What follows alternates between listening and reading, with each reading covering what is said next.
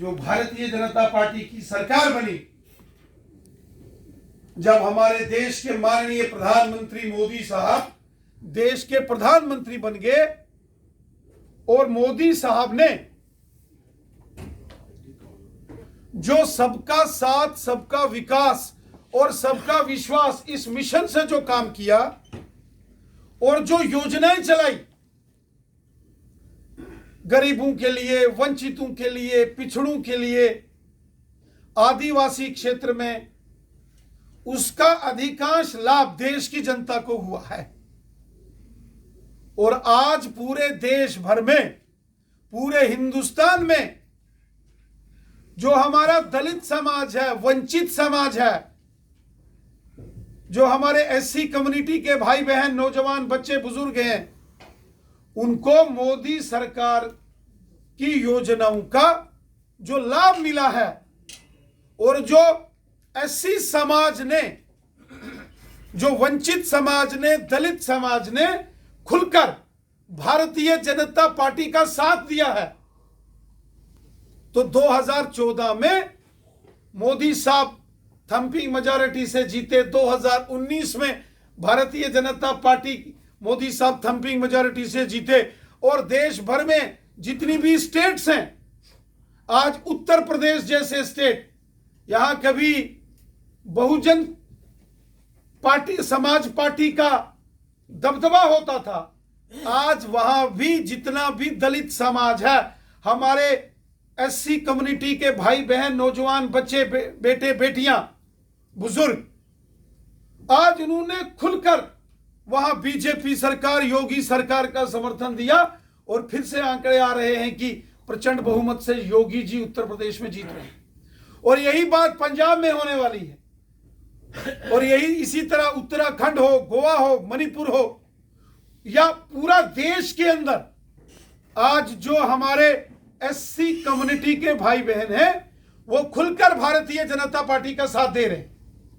और मोदी सरकार की योजनाओं का लाभ, जो मोदी सरकार ने योजनाएं बनाई, गरीब कल्याण योजनाएं, उसका लाभ अधिक से अधिक हमारे वंचित समाज के बहन भाइयों को, दलित समाज के बहन भाइयों को, एससी कम्युनिटी के बहन भाइयों को मिले, इसके लिए हमको प्रयास करना है। आज गांव गांव में अगर मकान बनाने के काम है, प्रधानमंत्री आवास योजना, स्वच्छ भारत मिशन के तहत जो टॉयलेट, बाथरूम्स बनाने का कार्य है, या प्रधानमंत्री गरीब कल्याण अन्न योजना, उसके लाभार्थी हैं, प्रधानमंत्री उज्ज्वला योजना, जो जरूरतमंद परिवारों को मुफ्त गैस के सिलेंडर्स दिए गए, या उसके अलावा भी किसान सम्मान निधि हो, या आयुष्मान भारत के तहत जो मोदी साहब ने 5-5 लाख के कार्ड्स बनाए, साल की 12 रुपए या 330 रुपए का जो इंश्योरेंस योजनाएं हैं, और उसके साथ साथ जो सोशल वेलफेयर की अधिक से अधिक स्कीम्स हैं, ये मोदी साहब ने समाज के गरीब, जरूरतमंद और वंचित लोगों के लिए ये योजनाएं बनाई हैं। तो हमारे प्रदेश के एससी मोर्चे का ये काम है कि जहां जहां हमारे जम्मू कश्मीर के अंदर एससी समाज की बस्तियां हैं, वहां ये योजनाएं लागू हों और एससी समाज के भाई बहनों को इसका लाभ मिले। जो एससी समाज के बच्चों के लिए जो मोदी साहब ने योजनाएं चलाई है, इसका लाभ पूरे समाज को मिले, ये प्रयास हम सब की तरफ से हमेशा रहना चाहिए। मोदी साहब का नारा है सबका साथ, सबका विकास, सबका विश्वास। सब हमारे, कोई पराया नहीं है, हमें सबकी चिंता है। एक एक भारतवासी की चिंता मोदी साहब को है।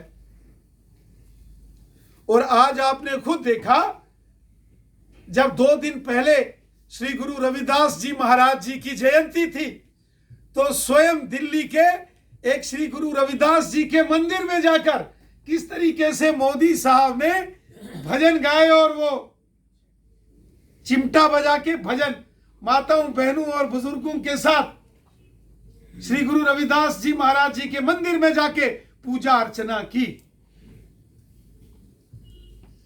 बहुत बड़ी बात। हम प्रधानमंत्री जी का हृदय से धन्यवाद करते हैं। एक संदेश मोदी साहब ने दिया, और जिस तरीके से मोदी साहब काम कर रहे हैं, आज देश का बच्चा बच्चा भारतीय जनता पार्टी के साथ जुड़ रहा है। इसलिए मेरा आप सब भाई बहनों से यह निवेदन है, जो एससी मोर्चा जम्मू कश्मीर है, आप सबको जम्मू कश्मीर के अंदर जहां जहां हमारे एससी समाज के भाई बहनों की बस्तियां हैं, उन बस्तियों का दौरा करना है। आज कितने हमारे panches, sarpanches, DDC, BDC, corporation में का honourable corporators, councillors, ward members जो एससी समाज से जीत के आए। कल एमएलए के चुनाव में